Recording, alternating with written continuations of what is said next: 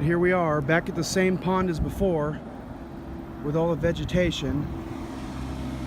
It's a little noisy today. We got the big road right there, and the city's mowing really short grass. I don't know what they're doing.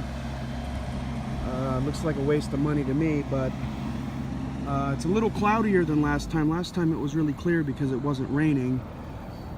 Over the last month we've had a ton of rain, so the pond is full, but it's a little murky. Still clearer than most ponds because of all the vegetation, but wow, big fish right there. Just tried to eat a bluegill. But one thing that you'll notice is that they trimmed this willow tree that was covering the dock last time, so should have no problem getting some fishing in. Today. Look at all these baby turtles. So with that tree out of the way, it's all freed up. I can actually see myself getting some bass fishing in.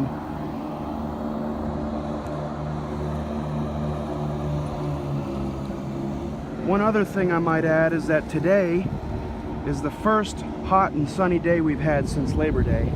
Because of all the rain, it's been cloudy for a long time. And my barbless hooks came in the mail, so today I'll be using barbless hooks. A viewer about 6 months ago told me to start using barbless hooks, so that's what I'm going to be doing today. See how this works. There he is. Got him on the barbless hook.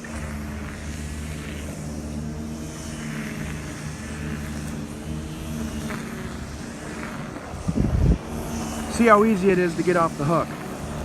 This is a heavy fish.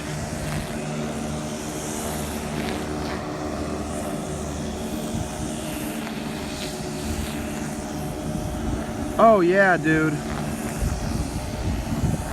Much better. He came right off.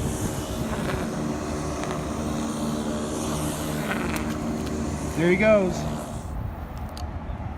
There's some big bluegill here. He got it. He got it. Big male.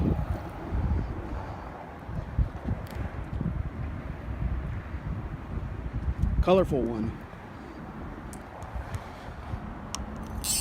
Time to get him off the hook.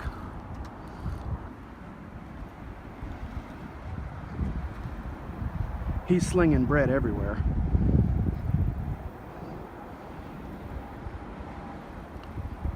Now these hooks are barbless, but the tip of them is sharp as hell, so there he goes. You do not want to get stuck by one of these hooks. Oh, there's a big fish right there. I don't know what that was. It was huge. Yeah, dude, I'm doomed. I'm doomed if they're hiding in the lily pads. I can't cast in there. These little purple flowers are really cool. Sunshine mimosa, that's what those are. And this dead cypress tree is coming back to life after all the rain we've had. I thought it was totally dead, but it hung in there. This one too. This one looked totally dead and it's recovered. Big bass right there just spooked, or tried to eat a frog maybe. Oh, I got a bite. I got a strong bite, but you know what? He didn't take it, he just bumped it.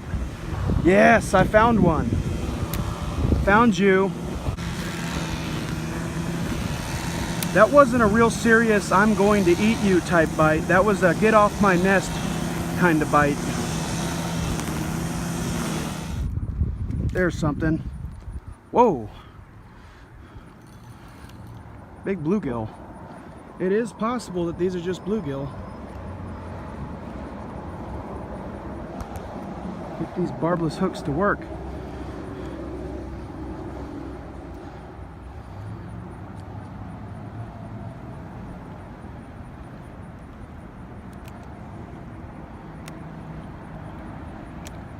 There he goes. Man, he stuck me on the way out. Bastard. There's no telling what you'd catch right here.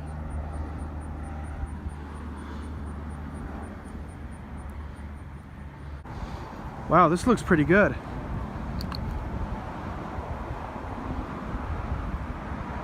I can see an opening right there with some fish in it.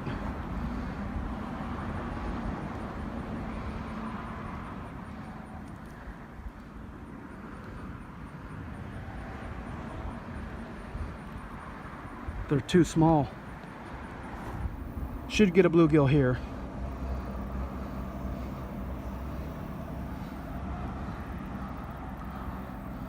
There we go. Good size one. Another male.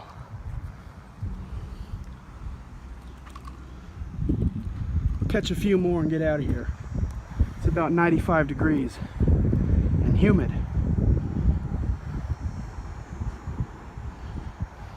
This is a fat fish. That is a healthy fish. There he goes. I'll give these turtles a little more food to keep them occupied. This is what I'm feeding them. My turtles don't like this stuff, and when I throw this stuff into my cichlid tank at home, it turns the water red because they put so much dye in this food. So unless I'm looking to do a water change like that week, this stuff's useless because they just put so much dye in it. It's loaded with red dye, like to make it look way better. Take a look at it. It's just full of dye. So I've noticed after I throw this in there, the water turns like orange, and that's no damn good. I don't know why they did that. It's artificially colored. It's not natural. It's not like just the krill and blood and whatnot and iron turned it red. That stuff has dye in it. So, you know, I don't like trashing people's products, but I would stay away from that one because it will turn your water red. I'm not kidding. I'm making little bitty dough balls. Just roll them around a little bit. There we go. I've got 3 of them now. And 3 is probably all I need because I'm going to get out of here pretty soon. I'll make 4 and I'll throw the rest of this in. People say that bread's not good for fish, but I'll tell you what's worse. All these plastic lures bass anglers use, they get stuck in a fish's ass and they can't poop them out.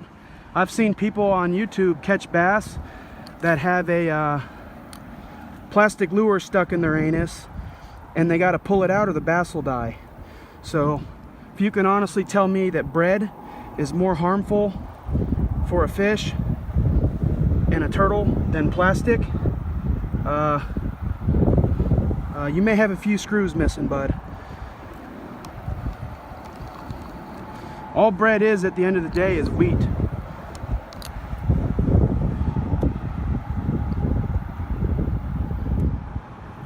Just wheat and yeast.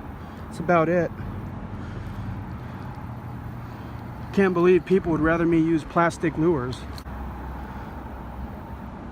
And not only that, but after a fish does shit out a plastic lure, if they ever do, then some other fish will get it, will go and eat it.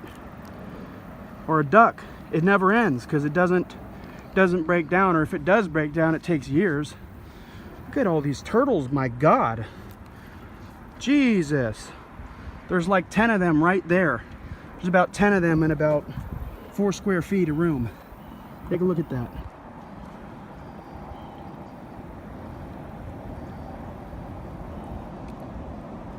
They really are adorable. I love these red ear sliders. There's a reason why that's like the #1 invasive species in the world. Because everybody wants them as a pet. They'll eat out of your hand. They're really awesome. I think red ear sliders, I heard, can be found now on every continent except Antarctica. There we go, got something. There we go. Bluegill. Oh, that's a fighter. That's a fighter right there. That is a female.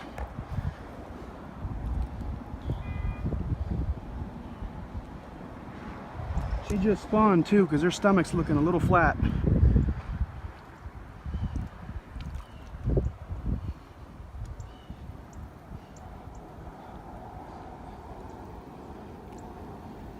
There she goes.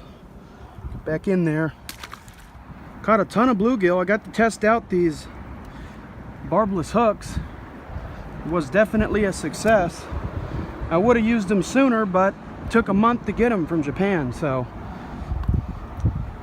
I got free shipping, so I'm not going to complain. That'll about do it. Thanks for watching. I went ahead and threw in the rest of that cichlid food. I have no other use for it. So I leave you with a feeding frenzy. Why not? You seem to like these. I like them.